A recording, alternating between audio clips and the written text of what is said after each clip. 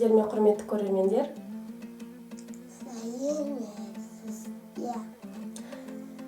Біз қызымыз екеуміз осындай аю тоқып үйрендік. Одан кейін осындай құрақ көрпеше, шай көрпеше деп аталады. Осындай құрақ құрып үйренген болатынбыз. Қызым менің қасымда үнемі көмектесіп отырады. Кесіп, заттарды қиып, ал мен тігіп көмектесемін. Осылайша екеуміз әртүрлі заттарды үйренеміз. Ал бүгін біз қызымызбен кәдесый жасаймыз. Кәдесыйға біз бүгін торсық жасауды үйренеміз. Осындай торсықты жасаймыз. Алдын ала біздің осындай қиып алған торсығымызды фетрдің бетіне қойып сызып аламыз және оны қиямыз.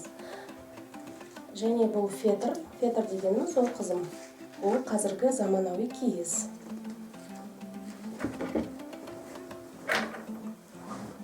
Сосын алдын ала жасап алған біздің оюымыз бар, пұшқар мүйіз. Оны да біз фетрдің бетіне қойып сызып алдық. Қазір қызым Жанель бізде оюды қияды, ал мен торсықты қиямын.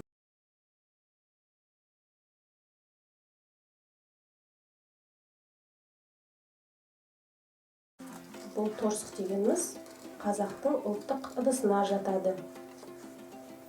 Не үшін пайдаланған оны ата-бабаларымыз, Жанель?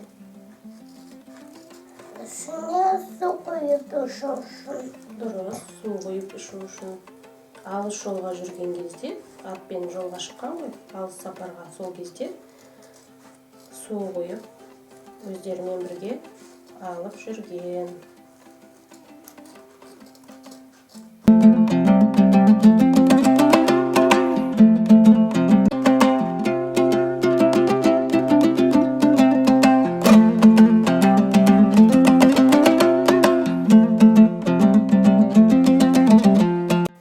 Жай отырмай әндетіп отырайық, қызым бірге.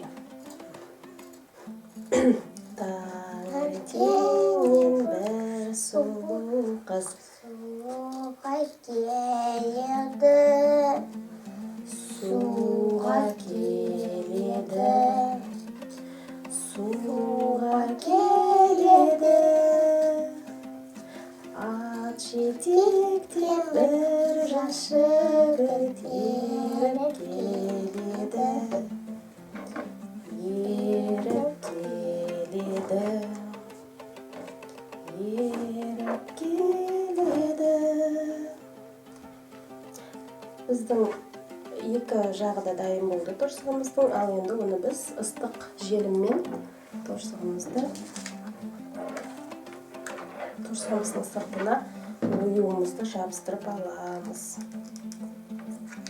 Ол жұмысты мен өзім ғана жасаймын, себебі бұл қызға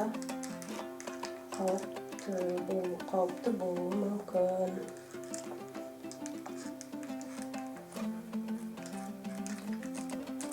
Ал Жанель қайшымен жақсы жұмыс жасай алады. Ол қолынан келеді.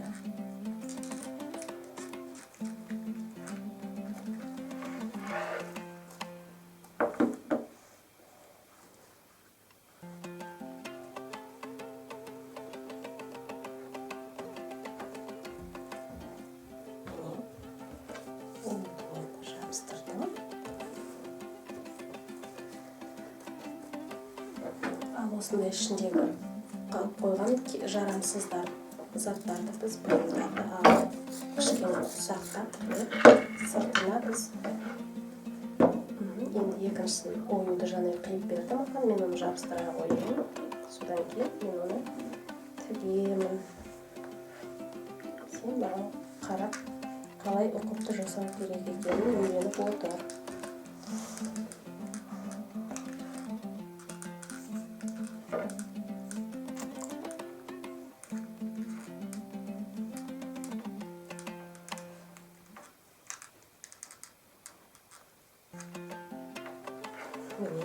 Бүгін мен анамнан торсықты жасауды үйрендім.